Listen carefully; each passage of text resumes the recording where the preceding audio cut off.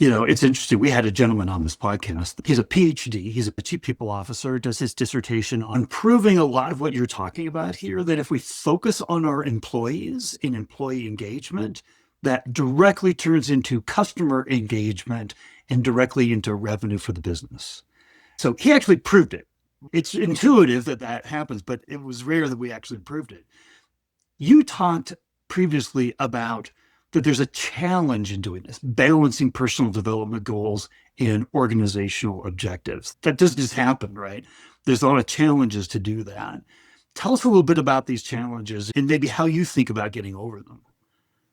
When you look at it from a workload perspective, I think that's one of the biggest things everyone looks at. You have deliverables that are very important for the company. Everybody has them, whether they're built into your OKRs or they're projects that you're sustaining inside of your group, they're there.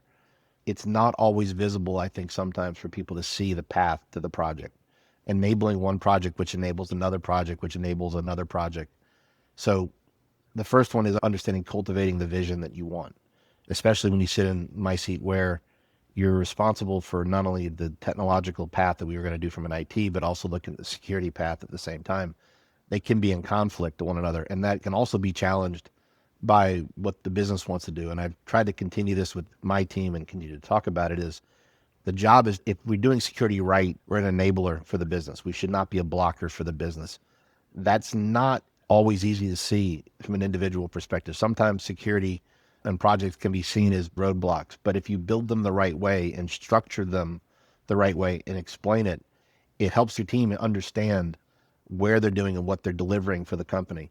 Security, I believe, is an asset. If you have a strongly secure background and the company secure, it enables your trust with your customers, and that enables things to move faster, move forward quicker.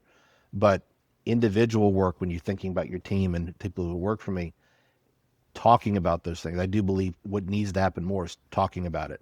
I can write hundreds of decks and hand them over the edge, but I do believe talking to your people, explaining it to them, listening to the questions, sometimes having those tough conversations about why we're going to go right versus going left, or adding it when we have to add technical debt to the environment because we're going to enable the business is important. So the biggest thing that I would take away from it is when you need to talk to your team, you need to share with them the vision, maybe break down the vision that's at the top of the house and bring it forward so that way you can cultivate what that individual delivery is going to be. So I have probably learned in my past that one of the best things you can do is talk to your team. It needs to be bidirectional. It needs to be real time.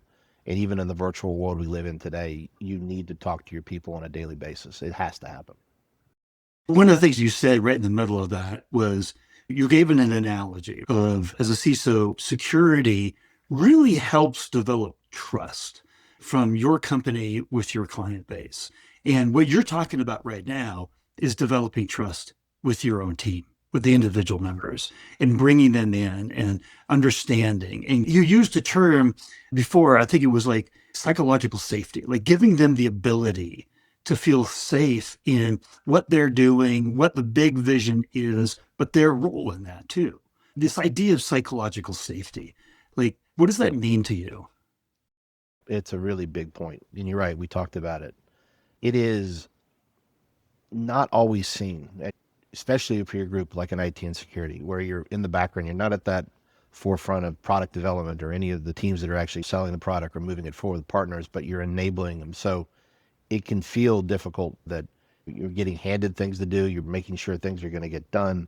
They're not always in the forefront of visibility, but that's what I'm saying. That you have to cultivate the vision and help them understand where it's coming, help them see where it is, promote them when they're doing great, give them feedback when they need to get better.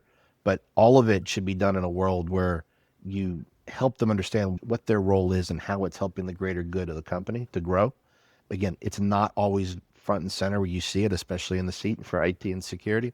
But like I said, it's constant conversations. It's breaking it down sometimes to understand what that looks like and how it's going to look. But in one shape or form, it is my seat and the managers underneath me. And I would say what we need to do is to get employee to engage and be moving things at a speed of light if we have to, or doing the right thing at different times, is really empowering them with knowledge and empowering them with the trust that they know that we're going to be there to back them up no matter what it's going to be. So it's an important thing. It's a bidirectional feeling between you and your employee to know that feeling of camaraderie and also that understanding that if you're going to be there, I'm going to be there at the same time. So you don't have to worry.